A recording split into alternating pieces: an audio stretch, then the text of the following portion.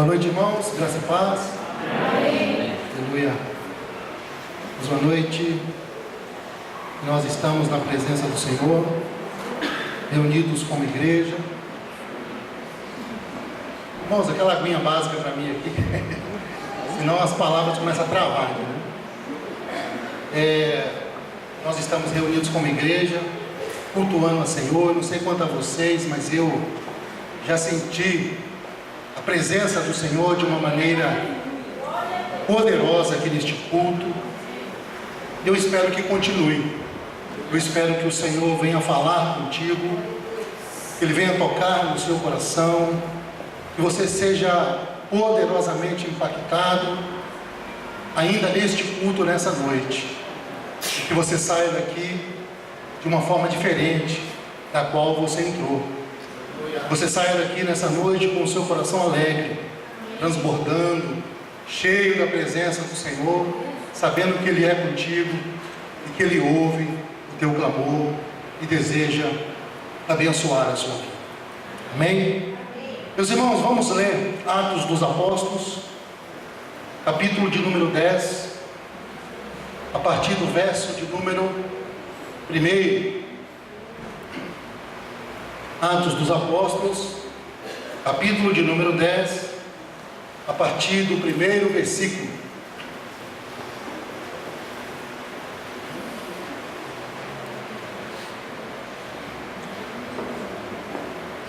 Aleluia.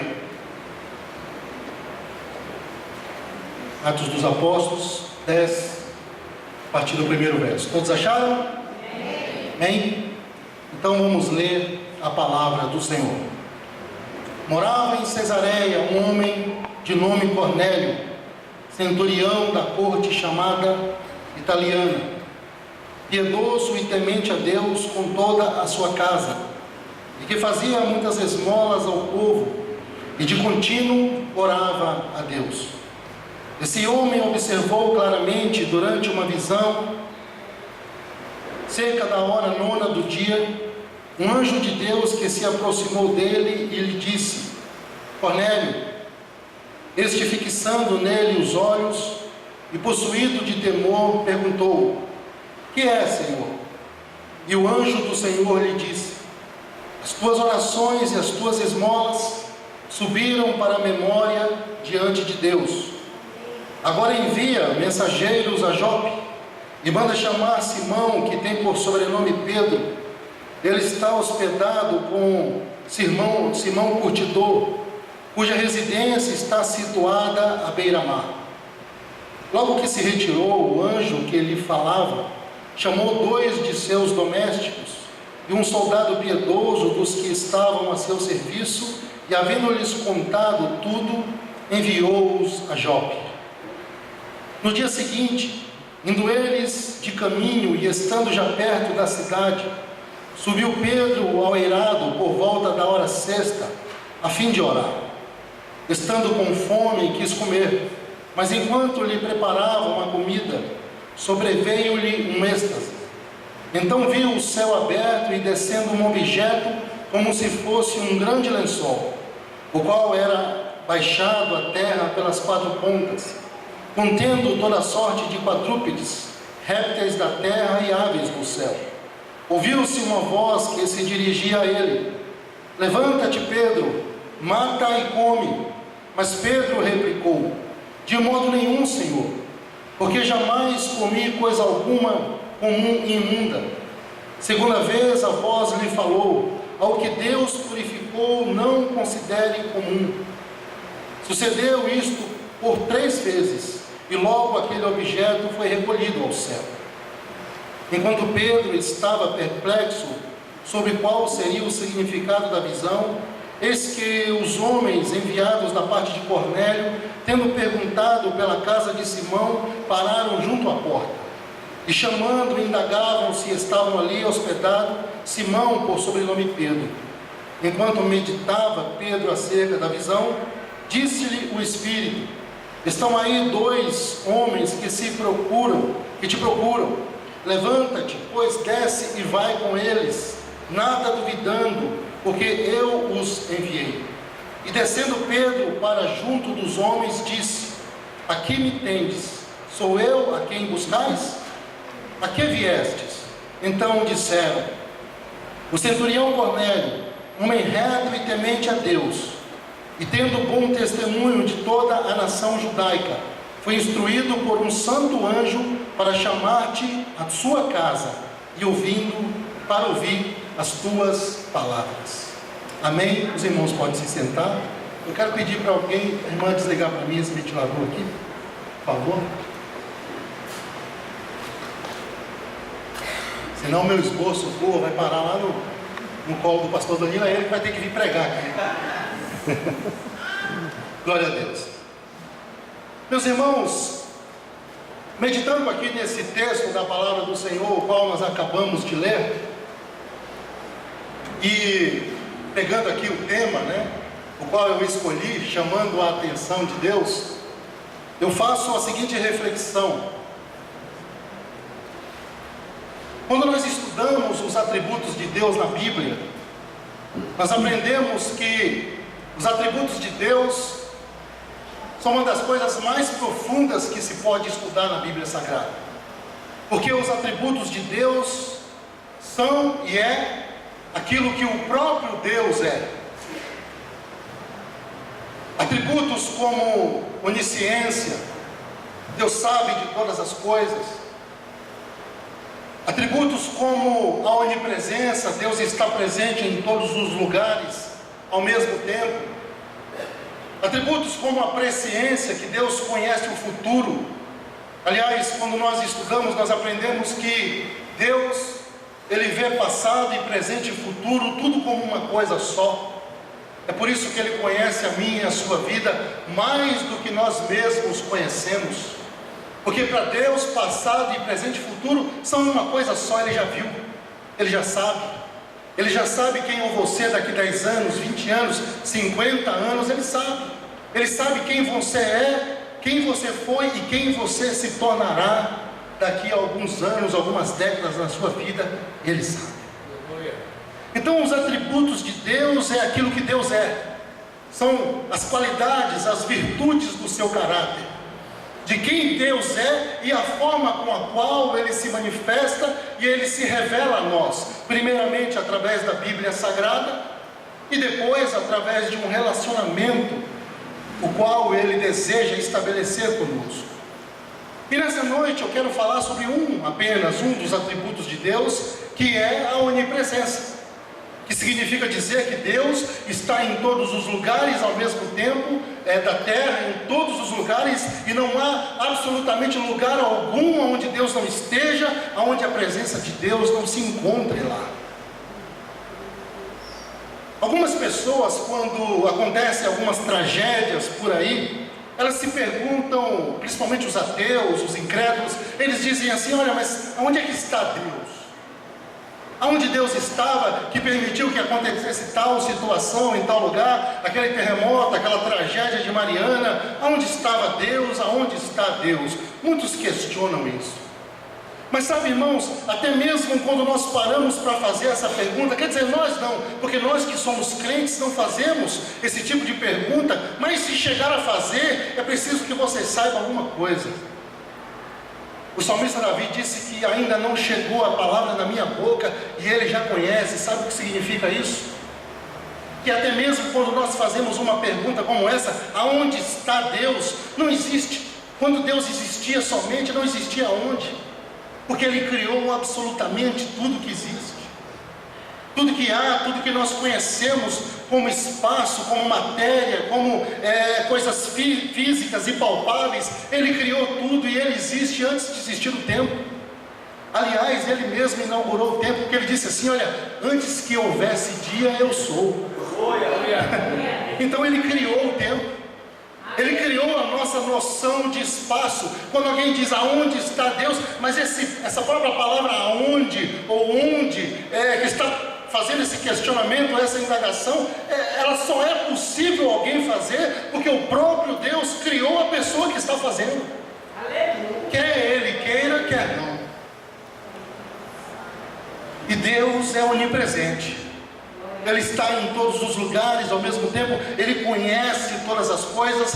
O sábio Salomão, quando ele inaugurou o grande e maravilhoso e magnífico templo de Jerusalém, ele faz ali um culto com milhares de sacrifícios e faz uma celebração tão bonita para celebrar a inauguração daquele templo maravilhoso. E diante de uma multidão inumerável, Salomão faz uma oração e ele diz assim: olha, mas será possível que Deus habite na terra? Os céus, mesmo os mais altos céus, não podem conter-te. E aí ele diz assim: imagina essa casa que eu construí, hein, presbítero? Ele termina de inaugurar o famoso templo, tão lindo, tão belo, que até hoje estão tentando fazer uma réplica igual aí, mas não consegue, de tão maravilhoso que era, todo revestido de ouro por dentro e por fora, adornado com o que havia de mais belo que a humanidade conhecia até então. Mas quando ele termina de edificar, ele diz: olha, habitaria Deus na terra? Caberia Deus dentro de uma construção feita por mãos humanas, sendo que nem o próprio céus dos céus podem conter-te? Aleluia. Isso faz com que eu entenda, com que nós entendamos, meus irmãos, que Deus é muito maior do que o que nós podemos imaginar. Imagine aí a grandeza de Deus. Imagine a grandeza de Deus, multiplique ela quantas vezes você achar necessário, e quando você imaginar um Deus grande, grande, grande, saiba que ainda isso que você imaginou é pequeno para descrever quem Deus é. Porque Ele é muito maior do que tudo isso, é muito maior do que o que nós podemos descrever e imaginar. O salmista Davi, inspirado pelo Espírito do próprio Deus, no famoso Salmo 139, que é um dos mais conhecidos da Bíblia, Davi diz assim: Senhor, tu me sondas e me conheces, sabes quando me assento e quando me levanto, de longe percebe os meus pensamentos, sabe muito bem quando trabalho e quando descanso, todos os meus caminhos te são bem conhecidos. Antes mesmo que a palavra chegasse à língua, tu já a conheces inteiramente, Senhor. Tu me cercas por detrás e pela frente, e pões a tua mão sobre mim. Tal conhecimento é maravilhoso demais e está além do meu alcance. É tão elevado que não posso atingir. Para onde eu poderia escapar do teu Espírito? Para onde eu poderia fugir da tua presença? Porque se eu subir ao céu, o Senhor lá está. Se eu fizer a minha cama na sepultura, também lá estás. E se eu subir com as asas da alvorada e morar lá na extremidade do outro lado do mar, mesmo ali a tua mão direita me guiará e me alcançará. Mesmo que eu dissesse que as trevas me encobrirão, se eu fosse para o inferno, e que a luz se tornará noite ao meu redor, verei que nem as trevas são escuras para ti, porque até mesmo lá no inferno o Senhor está. A noite brilhará como o dia, pois para ti trevas e luz são a mesma coisa. Tu criastes, olha só, tu criastes o íntimo do meu ser, o meu interior, e me tecestes no ventre da minha mãe. Eu te louvo porque me fizestes de modo especial e admirável. Tuas obras são maravilhosas. Disso tenho plena certeza. Meus ossos não estavam escondidos de ti quando em secreto fui formado e entretecido como as profundezas da terra. Os teus olhos me viram, o meu embrião. Todos os dias determinados para mim foram escritos no teu livro antes de qualquer dia desse existir. Aleluia. Deus sabe de todas as coisas. Deus é onipresente. Certo teólogo disse que Deus, ele é mais íntimo de nós do que o nosso próprio coração. Deus está mais próximo de nós do que o ar que nós respiramos. Aleluia. O apóstolo Paulo, em Colossenses 1,17, ele diz que nele tudo subsiste. E em Atos capítulo 17, verso 28, ele diz: nele vivemos, nos movemos e existimos. E em Hebreus ele vai dizer, o autor aos Hebreus vai dizer que ele sustenta todas as coisas pela força do seu poder. Ei, não é a força da gravidade que sustenta tudo, é Deus. Se ele tirar a mão, o universo desaba. Aleluia. Então, irmãos, pensando na grandeza desse Deus e nesse atributo tão fundamental do seu caráter, que é a onipresença, talvez alguém aqui pode estar se perguntando já, como eu coloquei esse título aí, chamando a atenção de Deus. Alguém pode perguntar, mas como então chamar a atenção de um Deus que está presente na nossa vida, está tão próximo de nós, mais do que o ar que eu respiro? Como chamar a atenção de um Deus assim? Teoricamente é impossível isso, né? Aliás, logicamente isso é impossível, não é verdade? É verdade, é impossível. Mas a palavra do Senhor, meus irmãos, ela vai dizer que, sim, ainda assim, os olhos do Senhor estão sobre toda a terra, observando a cada um de nós, e desejando ver no meio de todo este povo que o serve, que o adora e que se chama pelo nome dele, desejando achar no meio deste povo pessoas que de fato chamem a sua atenção. Eu vou explicar por quê. Esse texto que nós acabamos de ler relata a história de um homem chamado Cornélio, centurião, chefe de um grupo de 100 soldados, um oficial do Império Romano, chefe da corte italiana, também romana, um homem importante, bem-sucedido, que tinha muitas pessoas sob o seu comando, sobre a sua liderança. Mas o texto diz claramente que este homem, de continuamente, ele fazia basicamente duas coisas. Ele dava esmolas e ele orava a Deus, continuamente. Então, quando eu olho para esse texto, eu vejo aqui a resposta. É possível chamar a atenção de Deus? Sim, é possível. De que forma? Primeiro ponto aí. Primeiro ponto. Através de uma vida piedosa. Acompanhe comigo o verso de número 4. O anjo do Senhor, primeiro verso 3. Esse homem observou claramente durante uma visão, cerca da hora 9 do dia, um anjo de Deus que se aproximou dele e disse: Cornélio. Este, fixando nele os olhos e possuído de temor, perguntou: que é, Senhor? E o anjo lhe disse: as tuas orações e as tuas esmolas subiram perante a memória de Deus. Então aqui, irmãos, está um ensino para a nossa vida, de que a primeira coisa que este homem praticou na sua vida, que fez com que ele chamasse a atenção de Deus, foi o fato dele dar esmolas. Agora aprenda uma coisa: o conceito de dar esmolas na Bíblia não é esse conceito que nós brasileiros do século 21 temos, não. Porque a gente, quando pensa em dar esmola, o que passa na sua cabeça? Você está andando na rua, e aí vem um morador de rua e te pede uma moedinha, te pede alguma coisa, e você dá ali algumas moedas, ou talvez um troco para ele. Esse é o conceito brasileiro do século 21 que nós temos a respeito de esmolas. Mas o conceito bíblico de esmola não é esse.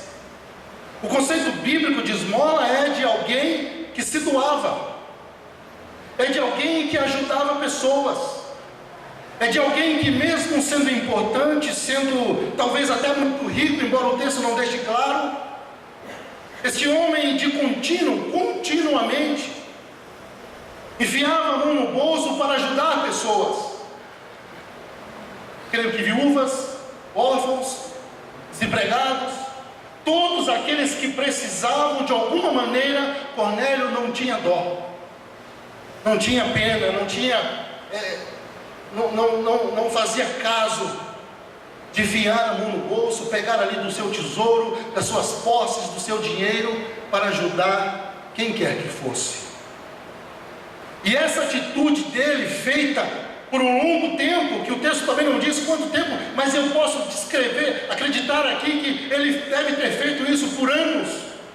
Essa atitude de generosidade daquele homem chamou a atenção do Todo-Poderoso Deus. Glória a Deus, aleluia. Isso, meus queridos irmãos, é algo que o Senhor deseja que nós pratiquemos na nossa vida. É por isso que o crente não pode ser muquirana. É por isso que o crente não pode ser mão fechada, porque senão ele impede que as bênçãos do Senhor o alcancem também. A palavra do Senhor é muito clara em dizer que é dando que se recebe, que mais bem-aventurada coisa é dar do que receber. O conceito bíblico de plantio e de colheita, de semeadura e de colheita, está espalhado por toda a Bíblia Sagrada. Então, se nós desejamos verdadeiramente ser abençoados por Deus, precisamos ser generosos em abençoar. Mas que tipo de bênção é essa? Que tipo de piedade, que tipo de ajuda é essa que o Senhor deseja que os servos deles, que nós pratiquemos? Primeiro, é uma ajuda, uma piedade que dá sem esperar reconhecimento. Para quem quiser anotar, anote. A generosidade que o Senhor deseja ver do seu povo é que nós demos sem esperar agradecimentos, sem esperar reconhecimentos. Porque muitas vezes nós, irmãos, nós até fazemos alguma coisa para alguém.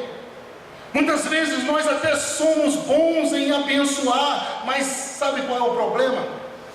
É que a gente fica esperando ser reconhecido, não é, pastor? Muitas vezes a gente espera ser reconhecido. Muitas vezes a gente espera que as pessoas agradeçam, e quando isso não acontece, nós ficamos frustrados. Então eu aprendi uma coisa. Eu não crio expectativa em cima de ninguém. Eu vivo falando isso para minha esposa. Não crie expectativa em torno das pessoas. Não crie. Faça o que tiver de ser feito. Faça a obra de Deus com toda a sua dedicação. Ajude quem você puder ajudar, da forma que você puder ajudar, mas não espere reconhecimento em troca. Não espere. Não espere nem mesmo agradecimento. Não espere. Talvez isso possa parecer duro demais, mas é o que a palavra do Senhor ensina para nós. Faça de coração aberto. Faça com inteireza. Jesus ensinando sobre isso, ele disse em Mateus capítulo 6, verso 3 e 4, ele diz assim: mas quando você der esmola, que a sua mão esquerda não saiba o que está fazendo a direita, de forma que você preste a sua ajuda em segredo, e seu pai que te vê em segredo fará o quê? Te recompensará. Aleluia. Louvado seja o nome do Senhor. O que a mão direita dá, a esquerda não precisa saber. O que nós fazemos para alguém, o que nós fazemos na igreja, é para o Senhor. Aleluia. Meus irmãos, e é Ele que irá nos recompensar no tempo oportuno, no momento escolhido por Ele. Mas não espere de A, B ou C, reconhecimento, tapinha nas costas, elogio. Não espere, seja esvaziado disso. Tire isso da sua mente, do seu coração, de uma vez por todas. Pega esse tipo de sentimento, joga ele no chão, pisa na cabeça dele, mata ele. Glória a Deus. Enfia uma faca na cabeça dele. Mas não espere reconhecimento. Espere em Deus, porque Ele conhece o seu coração. Ele sabe que o que você faz, você não faz para o homem. Ele sabe se o que você faz, você está fazendo para ser reconhecido, elogiado ou não. Ele sabe. Então, se você está fazendo um coração voluntário, um coração de servo, no tempo oportuno Ele te abençoará e te recompensará. Aleluia. Que tipo de ação é essa, meus irmãos? Que tipo de piedade é essa? É uma piedade que faz mais do que a nossa obrigação. Olha só, sabe qual é o tipo de piedade? Ou, como eu disse já, no contexto bíblico aqui, de esmola, de ajuda, que nós podemos praticar, que o Senhor se agrada.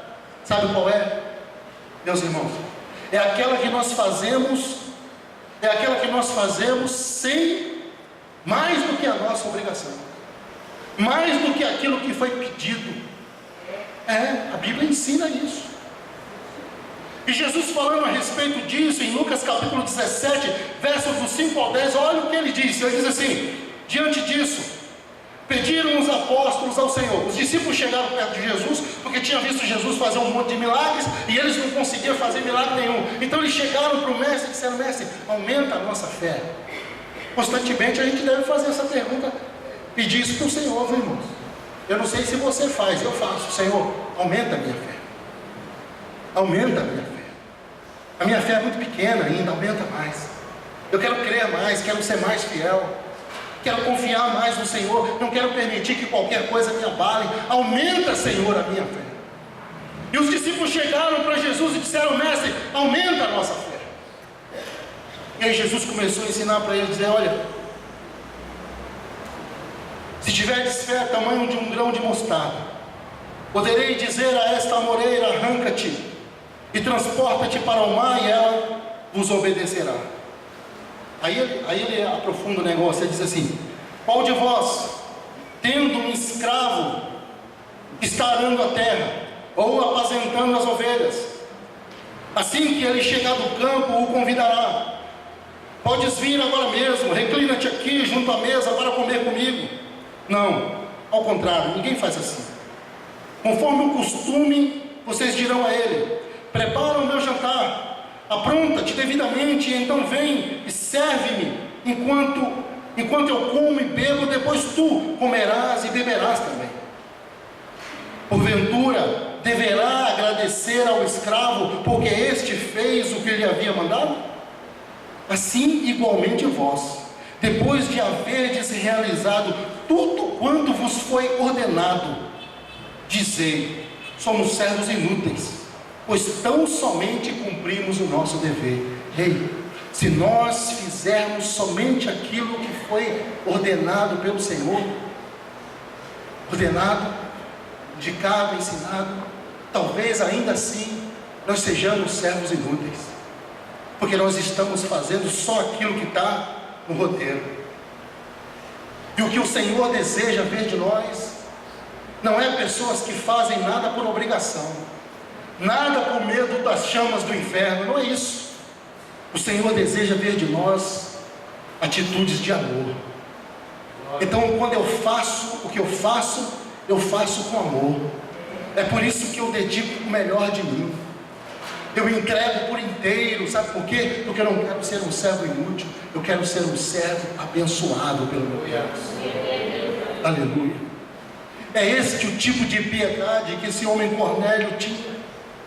E foi isso que fez com que ele fosse abençoado. Foi isso que um belo dia, ele orando em sua casa, à tarde, a hora nona, que era por volta das 3 horas da tarde, ele tem uma visão e o anjo do Senhor fala para ele: olha, Cornélio, tem um homem chamado Pedro, que está lá na cidade de Jope. Manda que busque ele lá, e ele dirá coisas que você precisa saber. Cornélio toma aquele susto, ainda não tinha visto aquela visão, não tinha tido uma visão como aquela. Ele pega alguns dos seus criados e manda chamar Pedro. E alguns dias depois, Pedro está chegando na casa desse homem Cornélio para lhe falar acerca do Evangelho. Sabe por que ele recebeu o Evangelho do Senhor em sua vida? Porque ele foi alguém que fez mais do que era a sua obrigação. Porque ele foi alguém que se dedicou ao Senhor por inteiro. Porque ele foi alguém que